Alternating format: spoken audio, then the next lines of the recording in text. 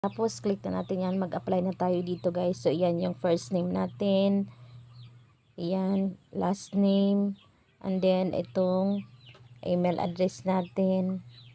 So, ayan, page categories optional. Pwede yang i-sign upan nyo yan. Pwedeng hindi. Tapos, dito sa Instagram URL optional din. And then, program reference. Kung ano yung program reference. So, all of the above na lang din. Submit na din yan, guys. Hi guys! Welcome to my channel, Cleo Filan. So ngayon guys, paano ba tayo mag-apply ng bonuses dito sa Facebook na kung sakaling eligible ng ang country natin sa bonuses ay ma-approve na tayo at nang maka-earn sa bonuses. Kasi alam naman natin na ang laki ng kitaan dito sa bonuses. Lalo na nung napanood din sa ibang mga vloggers na ang laki ng 1k views ay makaka-earn ka ng $14. So ang laki nga, 'di ba? Kaya guys, paano ba tayo mag-apply dito? So tuturuan ko kayo guys, patapusin mo lang tong video na to hanggang dulo para malaman nyo kung paano. Pero bago yan guys, kung ngayon ka pala nakabisita sa aking channel, Cleo Filan, paki-subscribe po para updated kayo sa susunod ko pang mga videos. Kung paano tong Facebook app, nakita yung tatlong linya sa taas, pindutin. Click professional dashboard. Down, scroll up. Tapos, pindutin tong Meta Business Help Center. Scroll up. Ayan, scroll up. Dun sa hulihan. Ito, business type. Pindutin. Ito guys, business type. Tapos, creator. Yan. Get started. Scroll up lang. Yan guys, patuloy lang. Scroll up lang. Dun sa dulo. Ayan, scroll up. Naglo-loading siya guys.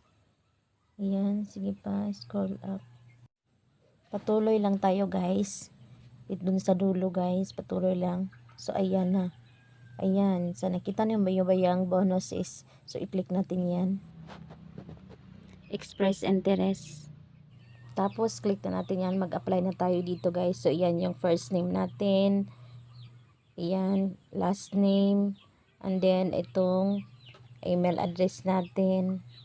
So, ayan, page categories optional. Pwede yang i-sign upan nyo yan. Pwedeng hindi. Tapos, dito sa Instagram URL optional din.